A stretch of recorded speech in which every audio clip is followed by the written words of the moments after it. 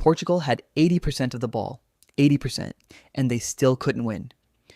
Welcome to one of the strangest results of the World Cup so far. Portugal won, DR Congo won. A game where one team did absolutely everything, except the one thing that actually matters. Cristiano Ronaldo's sixth and probably final World Cup kicked off with a goal inside 6 minutes. And then it quietly fell apart. So, what went wrong? Stick around, because the answer is way sneakier than you'd think. It actually started perfectly. 6 minutes in, Pedro Neto floats across into the box and up pops João Neves, who is 5'7" by the way, to head it home. 1-0 Portugal. Easy, right? The crowd in Houston is buzzing, Ronaldo's grinning. Everybody assumes this is going to be a long, painful afternoon for little DR Congo. Here's where it gets interesting. That early goal might have been the worst thing that happened to Portugal all day. Because once you're winning, it's human nature to relax, and Portugal relaxed. They started knocking the ball side to side, keeping possession, looking absolutely gorgeous on the stats sheet. By full time, they'd completed 459 passes. 459. That's not a football team. That's a metronome. In theory, this is total domination. In practice, it was a team admiring its own passing while doing almost nothing with it. And the passing really was lovely, to be fair. Vitinha in midfield completed 91 of his 96 passes and touched the ball more than anyone on the pitch. The defenders barely misplaced a thing. Everything looked smooth, controlled, professional. But here's the trap nobody warns you about. You can pass a team to death and still never actually hurt them. Pretty is not the same as dangerous. And Portugal were very, very pretty. Now meet DR Congo's game plan, which was beautifully simple. You know the type. The team that doesn't actually want the ball. They packed 5 defenders across the back, stayed tight and compact, and basically said, go ahead, pass it as much as you like, just try getting through us. And Portugal couldn't. Every single move ran straight into a wall of Congolese shirts. This sounds simple. It isn't. Breaking down a deep, packed defense is genuinely one of the hardest things in all of football. So how are you supposed to beat a wall like that? Usually with smart crosses aimed at a runner. Portugal tried. They whipped in cross after cross and completed 2 out of 10. 2. The other 8 flew to nobody in particular. Their whole first half produced just 2 shots with 1 on target. The analytics folks measure chance quality with something called expected goals, and Portugal's number was 0.07. Translation? They barely threatened to score at all. Here's the part that should really worry Portugal fans. DR Congo, the team that supposedly just sat back and defended, actually had more shots.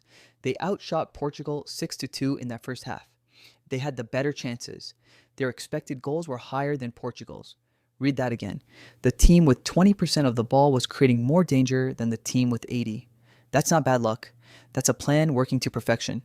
And a big reason was the dirty work. DR Congo won 55% of the duels. All those little 50-50 battles for the ball. They made interceptions, they nicked the ball in midfield, and the second it broke loose, they sprang forward fast before Portugal could reset. It got physical too. Bernardo Silva was booked inside 13 minutes, Chancel Mbemba went into the book soon after, and the whole midfield turned into a wrestling match. Every time Portugal tried to build a rhythm, a Congolese leg got in the way. And then came the gut punch. First half stoppage time, DR Congo win a corner and play it short, which drags Portugal's defenders out of shape. Then Arthur Masuaku swings in the cross. Yoan Wissa climbs completely unmarked and heads it home. 1-1. It was DR Congo's one really big chance of the half, and they buried it. Meanwhile, Portugal had the ball 80% of the time and made nothing of it. Football can be cruel like that. And what about the main character? Cristiano Ronaldo, in his record-tying 6th World Cup, completed all 16 of his passes and took 0 shots. 0. For a striker, that's like a chef who never turns on the oven. He drifted around the box all game, observing, waiting, looking for a chance that the team in front of him simply never created. And honestly, that one wasn't really on him. That was the whole system failing the man it was built around. The second half was more of the same, just with extra panic. Portugal actually got sloppy at the back and handed Congo a few nervous moments of their own.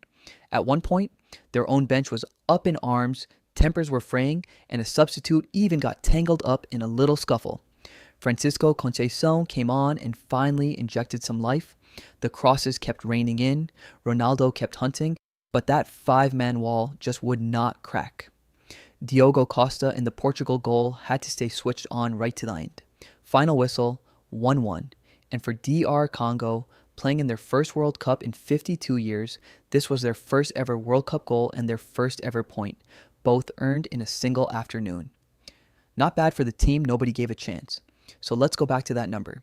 80% possession and a draw. That's the whole story right there. Portugal proved that having the ball is not the same as doing something with it. Their problem wasn't effort, and it definitely wasn't talent, and it was that final pass, the bit of imagination that turns pretty passing into actual goals. Manager Roberto Martinez has a real puzzle on his hands now, a team that controls everything except the scoreboard. My prediction? They'll figure it out, because they're far too good not to. But if they don't fix that final ball, the most talented squad on paper could be packing for home a lot earlier than anyone expects. Funny, isn't it? The team with 80% of the ball somehow had 100% of the problems. If you want more match breakdowns that actually make sense, hit that subscribe button. And tell me in the comments, was this Portugal's own fault or just a brilliant game plan from DR Congo? I'll see you in the next one.